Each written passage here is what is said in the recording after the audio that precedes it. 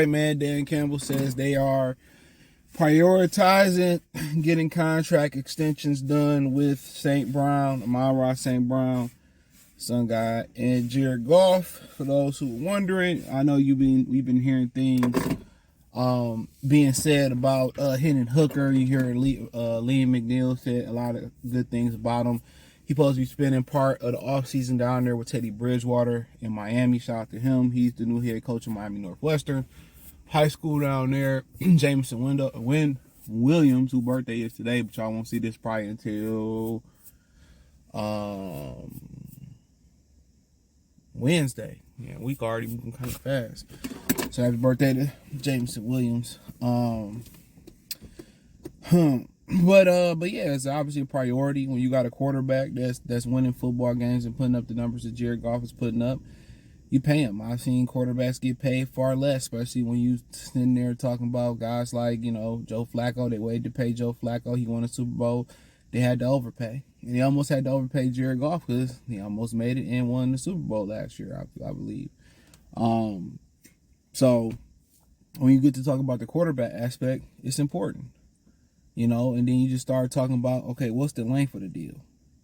You know what I'm saying? Is it 3 years, 2 and 1, 2 where you got a potential out after a third? That's the question. And if you Hendon Hooker, you want to know too. Because, after this year, I don't know he going to want to be competing for the starting position.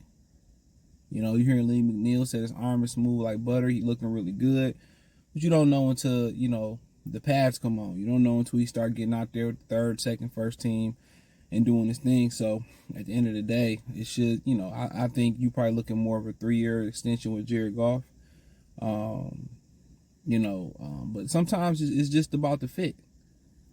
Sometimes, you talk about Matthew Stafford, you talk about Goff, go back to Harrington and Jeff Garcia and, just a number of quarterbacks, Charlie Batch, Eric Kramer, Rodney Pete, Andre Ware, John Kidna. You can go Mike McMahon, Drew Stanton, Sean Hill. It's been a number of quarterbacks that really then came through the organization. The one that's hating on Barry Sanders, Scott Mitchell. So it's been a number of them, man. And Jared Goff just might be the right fit. Sometimes, who you think is the right or the best fit may not be the best fit for the franchise. And he just seemed to be a good fit for what they, want to do in Detroit. Now, is he flawless? Absolutely not. Lamar won the MVP and didn't make it to the Super Bowl. So, but for what they do in Detroit, playing in the dome and all that stuff, and going outdoors, he ain't that bad neither. Truth be told, he went up to Lambeau in his first, big meaningful game, 2 seasons ago, and kept the Packers up out the playoffs when nobody gave him a chance. That momentum, they rolled that into this season.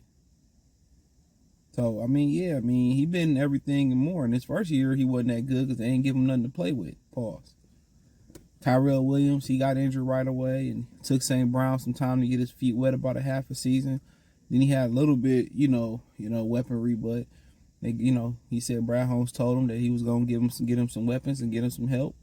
And that's what he did. And at the end of the day, I think they should continue to build on that in the offseason. So, yeah, it's going to be it's going to be very, very interesting for Goff to see what type of deal. I think around a 3-year deal.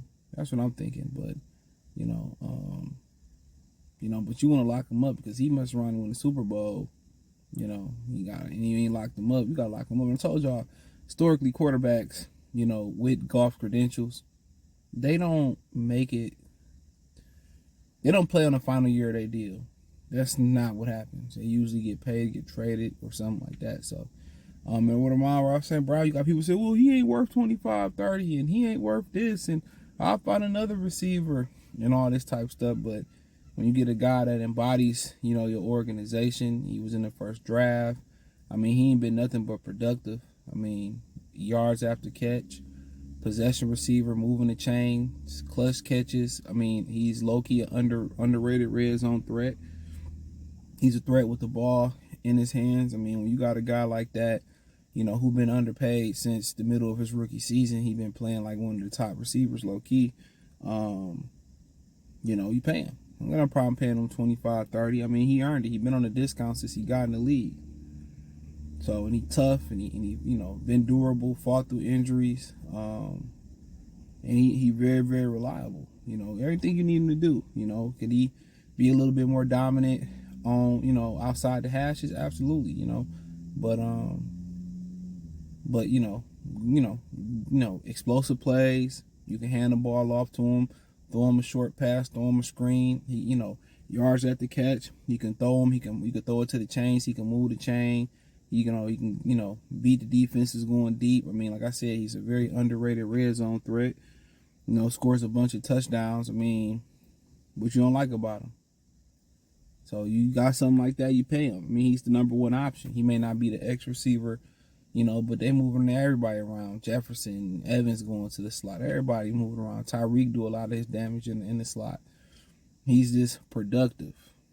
You know, he's productive in many phases. Red zone, you know, explosive plays, yards at the catch, short yardage, tough, you know, clutch catches. You know, you could throw it underneath. You know, you need 8 yards, you throw it 5. He find a way to get 9 yards and get the first down. So, clutch performer. So, yeah. And he one of your original kids because, you know, he was part of Brad Holmes' draft class. So, you want to reward that. You got to remember the Pistons went years without, you know, signing a draft pick, a first-round pick that wasn't restricted, who was unrestricted to a free agent contract. And really, you know, Isaiah Stewart didn't even deserve the contract extension he got. That motherfucker ass. Yeah, I said it. He just had to whoop my ass. He ain't that nigga's an E-League player. He's an I-League player, international player. Go play over there in Makala Tel Aviv. No disrespect to them. But he ain't even deserve that. Jason Mack still should be the last Piston unrestricted rookie contract that should be had got extended. You know what I'm saying? So you gotta understand that you gotta take care of your kids, man. So he said those are a priority for the Detroit Lions. And then Campbell said he ain't in those talks. He gonna let, you know, powers that be handle that. But yeah, Goff done earned his bacon, and obviously Amon-Ra done earned his Fetty. So ain't no argument for me. You know, the going rate for quarterbacks is what, $40-50 million. So we'll see what the deal look like. I mean, St.Brown is right up there with the top 5-6 receivers in the league. You know, at that point he'd be $25 million, making the same amount as Chris Godwin. He's by far a better slot receiver than Chris Godwin is at this point. And I think Godwin had a gruesome injury, though, so maybe he ain't the same. But, hey, I think he did. But, hey, check out Detroit Lions Talk playlist. Thumbs up the video. Share the video. Subscribe to the channel.